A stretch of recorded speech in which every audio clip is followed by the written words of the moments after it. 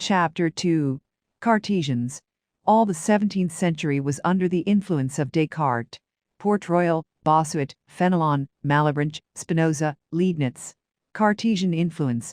Nearly all the 17th century was Cartesian, and in the general sense of the word, not only as supporters of the method of evidence, but as adherents of the general philosophy of Descartes. Gassendi, a Provençal, and not an Italian, professor of philosophy at Aix, subsequently in Paris, was not precisely a faithful disciple of Descartes, and he opposed him several times. He had leanings towards Epicurus and the doctrine of atoms, he drew towards Hobbes, but he was also a fervent admirer of Bacon, and so approached Descartes, who thought very highly of him, though impatiently galled by his criticisms. After the example of Epicurus, he was the most sober and austere of men, and of the two it was Descartes rather than he who was Epicurean in the common use of the word. According to a tradition, which to my mind rests on insufficient proof, he was an instructor of Molière. All the thinkers of the 17th century came more or less profoundly under the Cartesian influence. Pascal, Bossuet, Fénelon, Arnauld, and all Port-Royal.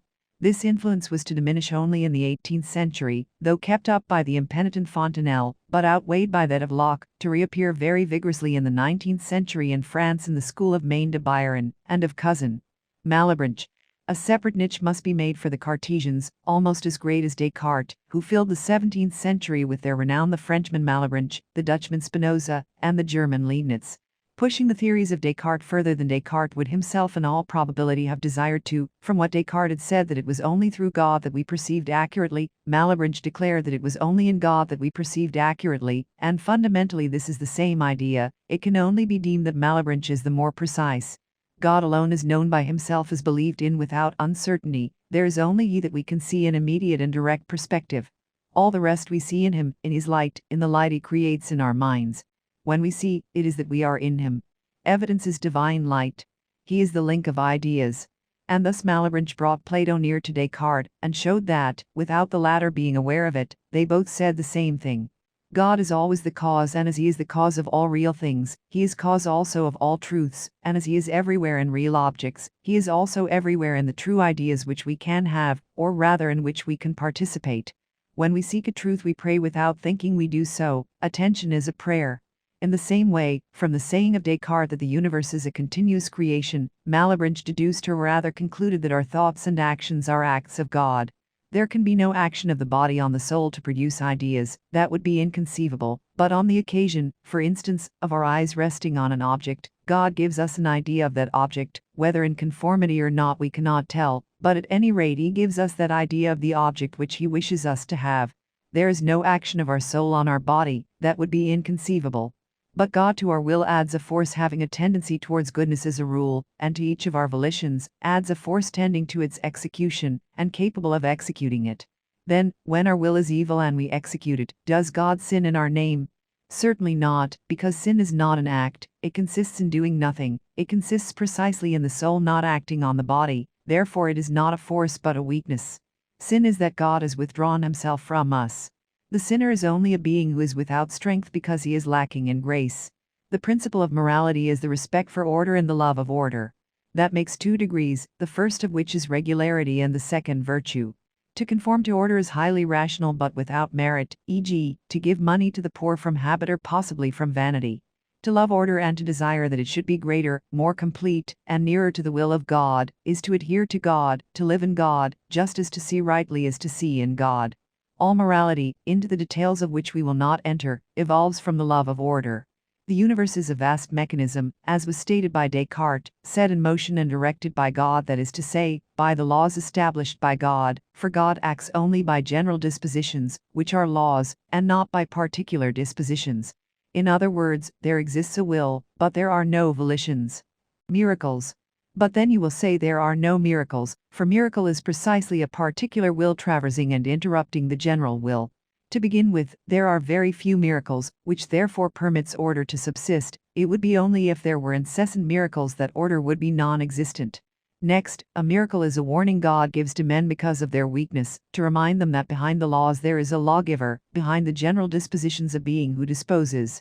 Because of their intellectual weakness, if they never saw any derogation from the general laws they would take them to be fatalities. A miracle is a grace intervening in things, just as grace properly so called intervenes in human actions. And it is not contradictory to the general design of God, since by bringing human minds back to the truth that there is a being who wills, it accustoms them to consider all general laws as permanent acts, but also as the acts of the being who wills. The miracle has the virtue of making everything in the world miraculous, which is true. Hence the miracle confirms the idea of order. Therein, perhaps alone, the exception proves the rule. Spinoza, who during his life was a pure Stoic and the purest of Stoics, polishing the lenses of astronomical telescopes in order to gain his living, refusing all pensions and all the professorial positions offered to him, and living well nigh on nothing, had read Descartes and, to conform to the principle of evidence, had begun by renouncing his religion, which was that of the Jews. His general outlook on the world was this: there is only one God. God is all. Only he has his attributes, that is to say, his manners of being and his modes, that is his modifications, as the sun, merely a comparison, has as its manners of being, its roundness, color, and heat, as modifications its rays, terrestrial heat, direct and diffused light, etc.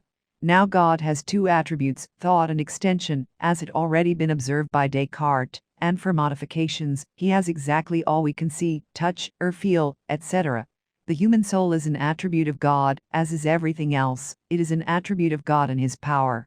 It is not free, for all that comes from God, all that is of God, is a regular and necessary development of God himself.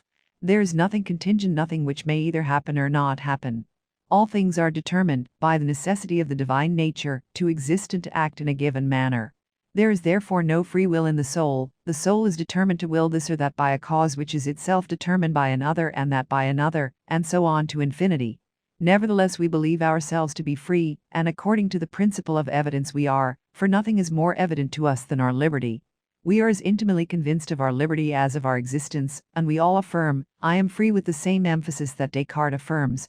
I am and I am free are the two things it is impossible for man to doubt, no matter what effort he makes.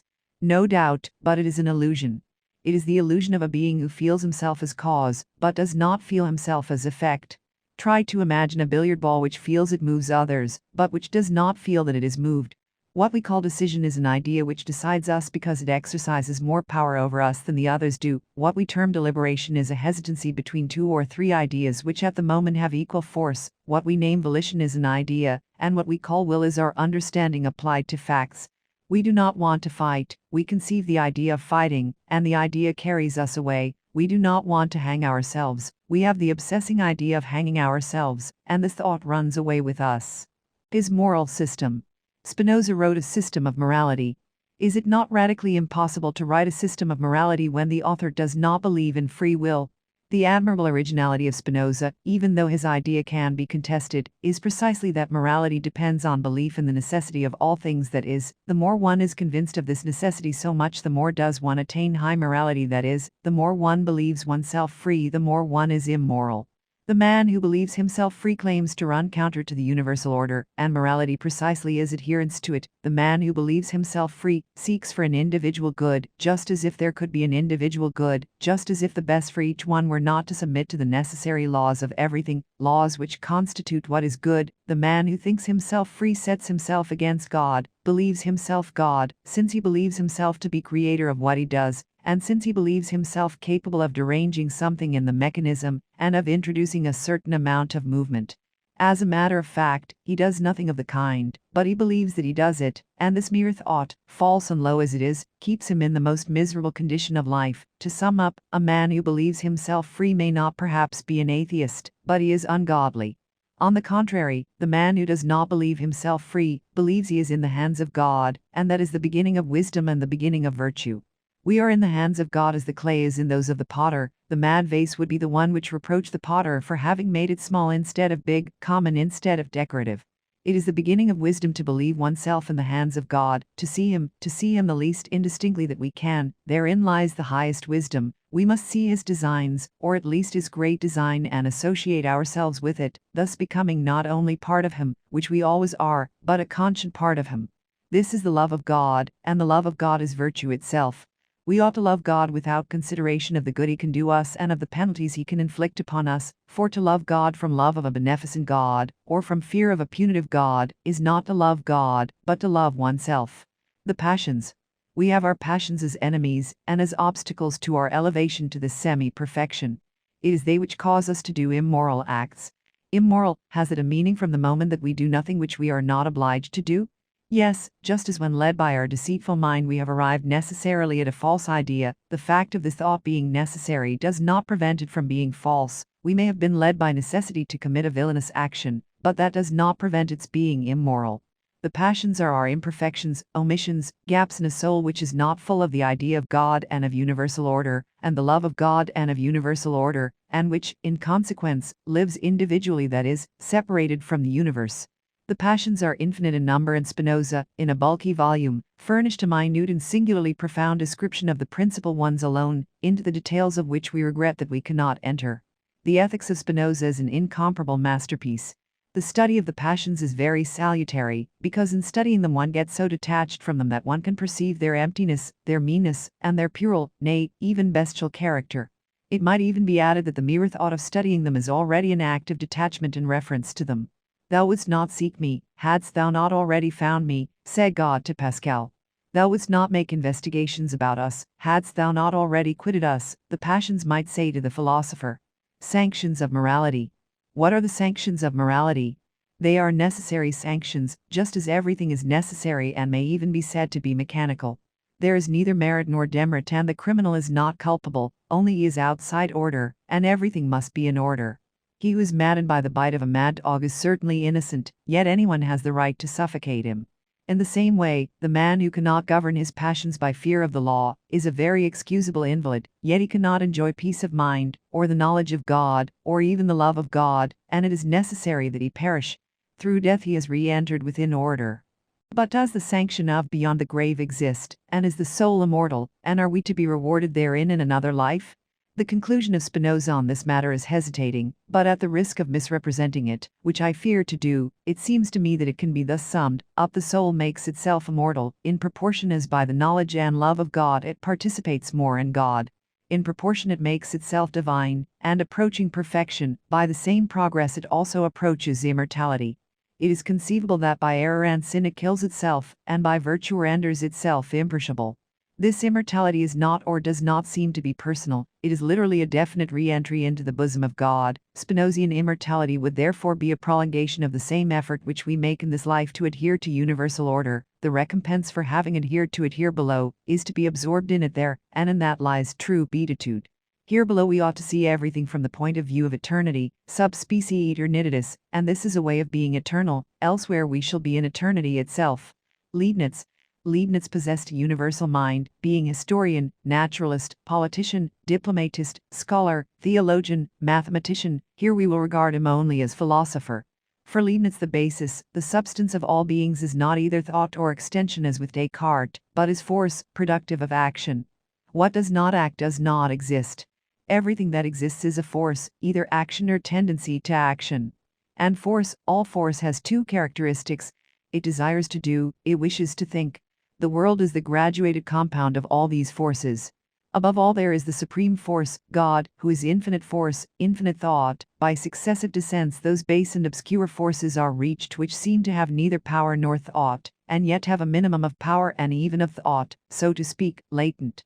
God thinks and acts infinitely, man thinks and acts powerfully, thanks to reason, which distinguishes him from the rest of creation. The animal acts and thinks dimly, but it does act and think, for it has a soul composed of memory and of the results and consequences of memory, and by parenthesis, 3/4 of our own actions are governed by memory, and most frequently we act like animals. Plants act, and if they do not think, at least feel, which is still thought, though more dimly than animals. And finally in the mineral kingdom, the power of action and thought slumber, but are not non-existent, since they can be transformed into plants, animals, and men, into living matter which feels and thinks. Therefore, as was later on to be maintained by Schopenhauer, everything is full of souls, and of souls which are forces as well as intelligences. The human soul is a force too, like the body. Between these two forces, which seem to act on one another and which certainly act in concert in such fashion that the movement desired by the soul is executed by the body, or that the soul obviously assents to a movement desired by the body, what can be the affinity and the relation, in what consists their concurrence and concord? Leibnitz, and there was already something of the same nature suggested by Descartes, believes that all the forces of the world act, each spontaneously, but that among all the actions they perform, there exists an agreement imposed by God, a concord establishing universal order, a pre-established harmony, causing them all to cooperate in the same design. Well, then, between the soul, this force, and the body, this force also, this harmony reigns as between any force whatever in nature and one and all of the others, and that is the explanation of the union and concord between the soul and the body.